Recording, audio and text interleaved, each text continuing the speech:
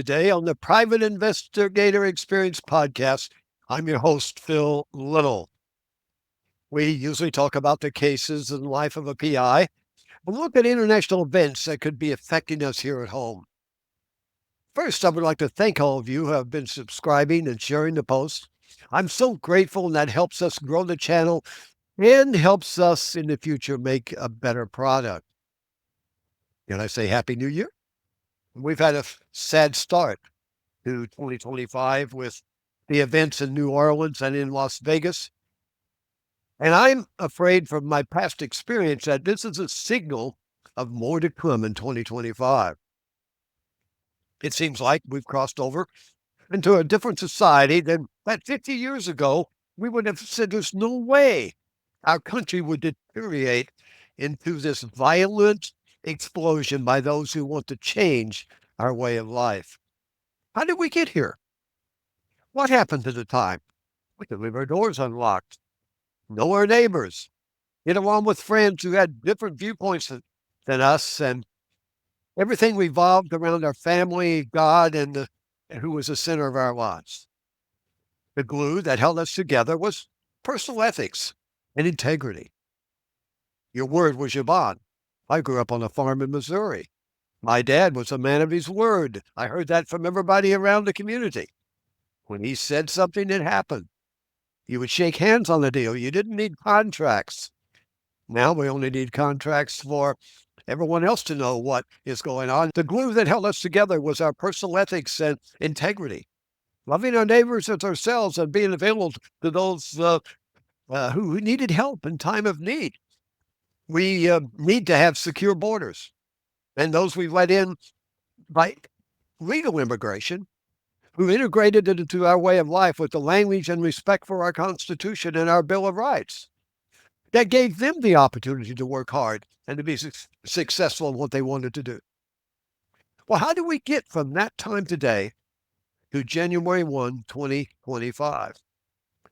But the forces of evil who want to change our way of life, destroy our God and religion, who want to take away our freedom, to force us to worship gods of stone who don't have life, or do they want to protect life? Yes, we in America believe and want to protect those who don't want to believe like we do, as long as they don't try to force their way down on us or enslave us.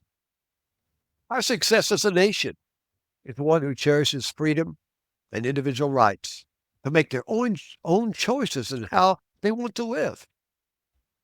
We realize as Americans our rights don't infringe on someone else's, and so we live within the law that we were given by God, and it's been enshrined in our Constitution and Bill of Rights. I think that the average people, we don't have to have Elon Musk's IQ.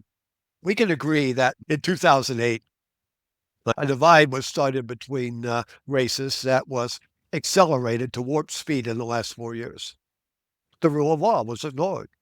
The Justice Department was weaponized against their political opponents, and the press covered it all up. Our country was sold out by those in power. The FBI, which had been the standard in the world, it lost its glitter. I had countless conversations with officials around the world talking about the professionalism and how the world-class FBI was the gold standard in the world. Those conversations started back in the 70s when I was at the beginning of my career running around the world and continued up to a few years ago. But that has all changed now. When I talk to my friends out around the world, they share the dismay at how the events in the U.S. resemble a banana republic. When I left law enforcement to enter the private sector, I had some experience in the importance of intelligence gathering. That interest increased from a friend and mentor, the chief of police in Buena Park, California. He had a department then of about 120 officers, but even with that small department, he had a 3-man intelligence unit. And he drilled into me the importance of intelligence gathering and building my files for the future. I listened and I learned. The next move forward for me was when I was on the board of a group going into Israel that led me to going into northern Israel and southern Lebanon and learning firsthand about terrorism. By the early 80s, with trips to Europe and Interpol, I saw the opportunity to set up and build that international intelligence gathering group. Small units, one or two people in each country with on-call people to support operational needs. Over the next years, I built stations around the world and developed human agents on the ground, providing weekly or monthly reports on events of interest to me in their countries. Now, human is just a reference to human resources, people resources, not cameras, not satellites, not listing on the phones. But in those days, the human side was the critical side.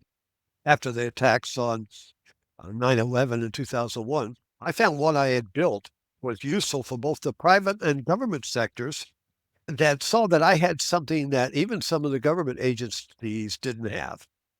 Over those next years after 9/11, I found that I was able to help by being involved in both private and government sectors in utilizing assets that I had, the experience that I had to help stop terrorism and terrorists from gaining entry to the United States.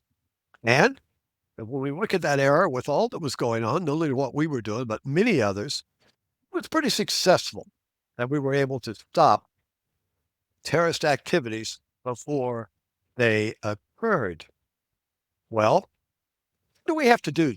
Go back to the basics of having a safe environment to raise our families, to work in, and yes, to have some fun in. In a recent post that some companies that would come to West Coast detectives for help, they had neglected preventive measures which allowed those focused on criminal activities to flourish in their companies. And I would hear from many of those companies' executives that we're a family company. We don't want to have visible security or put up any kind of barriers or card access or cameras because we just want to be a family operation. And we don't want to make our employees feel like they're being watched. And after I would do security audits on these companies, I found that many of their good employees left because of the lack of security and controls that allowed the bad employees to create a negative work environment to create theft, drugs, and other activities. The people who are in your company who are planning to do bad things like it that when you don't have preventive security. So trying to be soft and nice doesn't work because the employee who is looking for trouble won't be deterred by kind employers. The same with the country.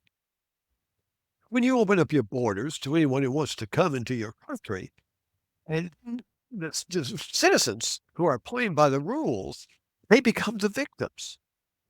The problem we face in 2025, it's not just from one cause. The illegal invasion from all over the world is just one of the symptoms of a much bigger problem. But coupled with an open border comes many problems. One is foreign dictators see the opportunity to empty out their jails, get rid of all the bad guys from their country, send them over to the U.S. And we just let them in over the last 4 years, even though we knew many of these had criminal backgrounds. It has been reported by the government that there's at least 1 million of illegals that got in that have criminal past from their own countries. Also, it's been reported, I think some pretty accurate sources of what I've been able to verify, that there is upwards of at least 1,000 and probably more of trained terrorists who were trained somewhere in an Al-Qaeda, ISIS, or other format, Egypt, places where terrorist groups are flourishing. They've been trained. They're in place. They were able to walk across the border and say, I want asylum. Um, I'm just a terrorist who's looking for a new home. And they got in. Second, we saw benefits being given to illegals, which took resources from the local citizens and the rights to their community benefits that they were put out of the schools in many cases. Told to keep your kids at home and do homeschooling or Zoom or something because need these schools to house our illegal immigrants that have come in. Thirdly, with the rise of sanctuary states and cities, criminals are protected and they're released right back into the street. Local citizens pay the price. Fourth, crime of all types increase due to this lack of prosecution and penalties for breaking the law. Fifth, communities are overrun with drug use on their streets, in their parks and communities. It's not safe for people to go out of their own homes and walk their own street. I ask again, what can we do? Yes, close the border to only legal immigration. But at the forefront, due to the numbers of known people connected to terrorist groups, we have to go back to the backbone of intelligence gathering, human investigation. And yes, we must close the border and get control of who's coming in now. But our national investigation agencies have to staff up and identify where the estimated at least 1,000 trained terrorists are at and go after them. First, pick up the ones that can be found easily, activate teams to work the list and go after all that are on the list. Add agents to monitoring social media for threats, and when identified, act before the event occurs. Identify where events are taking place that foster violent acts against Americans, and expand the human agents to infiltrate where possible, but if not, at least do covert surveillance and prepare prevention measures. This is not a quick solution. This will take time, resources, manpower, and most of all, a new direction from Washington on what is important for our federal agencies. We have to get back to the FBI becoming the gold standard of the world.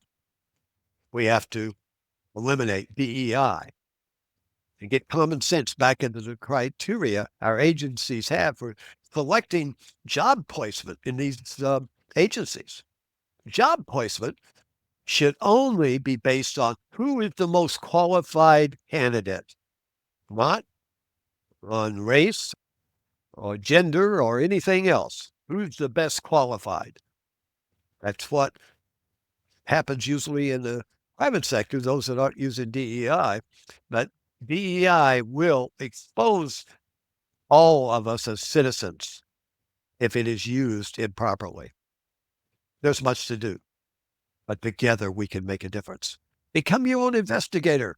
And remember, prevention is much better than enforcement. Would you become part of our team by liking, sharing, subscribing? And you know the drill. That notification bell for future posts. I'll be putting out more things on this as it develops and more details about the events in both Las Vegas and New Orleans and how I see them from my past experience. But please leave your comments, suggestions, any ideas on any of the platforms, or email me directly at pi777 at gmail.com. If you find yourself with a problem in your family or business and you think, can a PI help me? I had so many people tell me over the years, I wished I'd have known you a year ago. I had this problem. I didn't realize the PI could help. Well, if you have something like that, send me the information. The little PI 777 at gmail.com, and I'll get back to you with possible solutions that might help you. Well, until next time, be safe. May God bless you, your family, and may God bless America.